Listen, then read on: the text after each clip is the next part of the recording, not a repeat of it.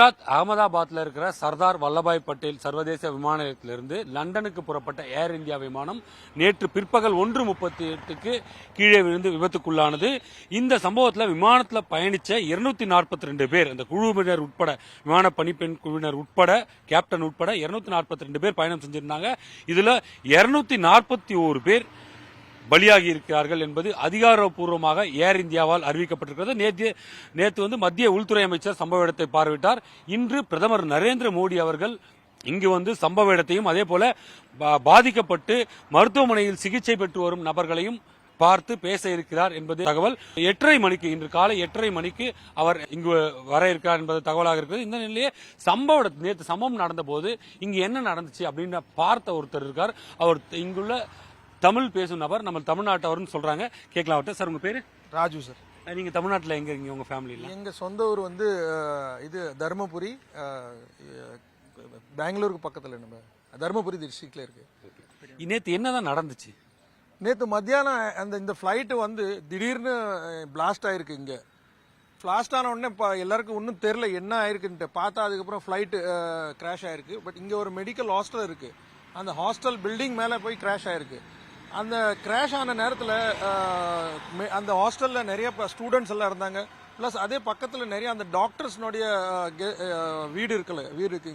இங்கே பக்கத்துலேயே civil hospital, பெரிய சிவில் ஹாஸ்பிட்டல் இருக்கு. அந்த வீட்லேயும் நிறைய பேர் இருந்திருக்காங்க. ஸோ அந்த சைட்டில் கிராஷ் ஆன உடனே அந்த இருந்த அக்கத்து பக்கத்தில் இருந்த எல்லாமே பிளாஸ்ட் ஆகி டேமேஜ் ஆகி நிறைய இதாயிடுச்சு. ஆனால் சைட்டில் யாரையும் அங்கே அலோவ் பண்ணல. பட் அந்த நேற்று பார்த்தா யாருமே தப்பிக்கல, சான்ஸே கிடையாது.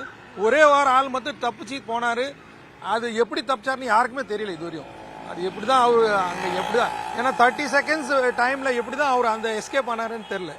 இப்ப நீங்க இங்க லோக்கல் அப்படின்றதால உங்களுக்கு எங்களை விட நிறைய தகவல் கிடைச்சிருக்கும்.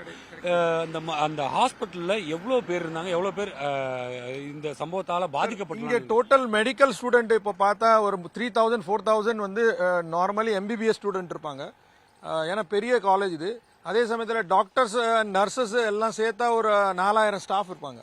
ஆனா எல்லாருமே இந்த இடத்துல ஹாஸ்டல்ல இருப்பாங்கன்னு சொல்ல முடியாது, ஸ்டூடெண்ட்ஸ் இருப்பாங்க. ஒரு 2-3 தகவல் கிடைச்சிருக்கு இல்லையா? எத்தனை பேர் இதுல மாட்டிட்டாங்க அப்படின்னு ஏதாவது இருக்கா உங்களுக்கு? இல்ல, பிளைட்ல இருந்தவங்க 240 42 இன்க்ளூடிங் க்ரூஸ், அது தெரியும். பட் ஹாஸ்டலுக்குள்ள இருந்த விஷயம் இன்னும் யாருக்கு தெரியாது. எவ்வளவு பேர் ஸ்டூடெண்ட்ஸ் இருந்தாங்க, டாக்டர்ஸ் இருந்தாங்க, நர்சஸ் இருந்தாங்க, அதுல யார் இறந்தாங்க, எவ்வளவு இதாயிருக்கு யாருக்கும் தெரியாது. எவ்வளவு பேர் இந்த குறிப்பிட்ட மருத்துவக் கல்லூரியில தமிழ்நாட்டை சேர்ந்தவங்க யாருன்னா படிக்கிறாங்க? ஆமா, நிறைய ஸ்டூடெண்ட்ஸ் இருக்காங்க.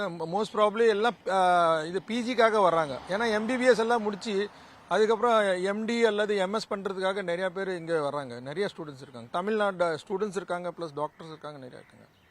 ஓகே, அதுல யாராவது பாதிக்கப்பட்டிருக்காங்கன்னு உங்களுக்கு ஏதாவது தகவல்? அது தெரியலங்க. அது நீங்க அந்த இது சிவில் ஹாஸ்பிட்டல்ல போய் நீங்க பார்த்தா உங்களுக்கு அதுல தகவல் கிடைக்கும். அது ஏன்னா நானே நேத்து இந்த சைட்ல இந்த சம்பவம் நடக்கும்போது நான் இங்கே ஆக்சுவலி இல்லை, பட் வீட்டில் இருக்கிறவங்க எல்லாம் பார்த்துருக்காங்க. அதனால எனக்கு தெரியும் என்ன நடந்ததுன்னு.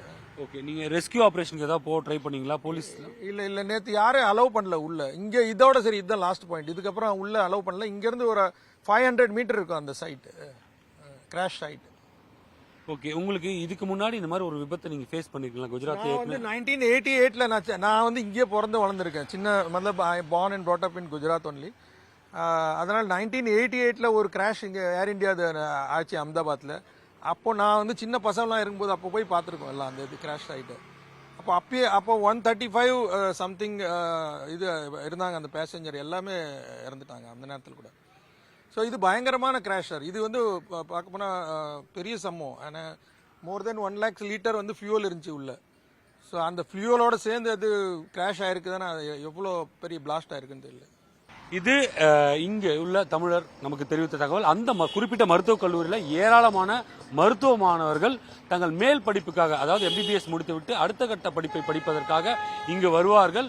இவர் நமக்கு இன்னொரு தகவல் கூட தெரிவிச்சிருந்தாரு. அவர் ஒரு உணவகம் வைத்திருந்தாகவும் அந்த உணவுக்கு நிறைய தமிழ்காரங்க சாப்பிடுவாங்க அப்படின்னு சொல்லியிருந்தாரு. எனவே இந்த சம்பவத்தில் ஏதாவது தமிழ் ஆட்கள் பாதிக்கப்பட்டிருக்காங்களா அப்படின்றதையும் பார்க்கணும். இதை தாண்டி எந்தெந்த மாநிலத்தைச் சேர்ந்தவர்கள் மருத்துவக் கல்லூரியில் படித்தவர்கள், ஏனென்றால் விமானத்தில் பயணித்த அனைவரின் விவரமும் கிடைத்துவிட்டது.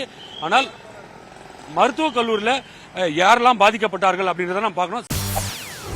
செய்திகளை உடனுக்குடன் தெரிந்து கொள்ள உடனே சப்ஸ்கிரைப் பண்ணுங்க.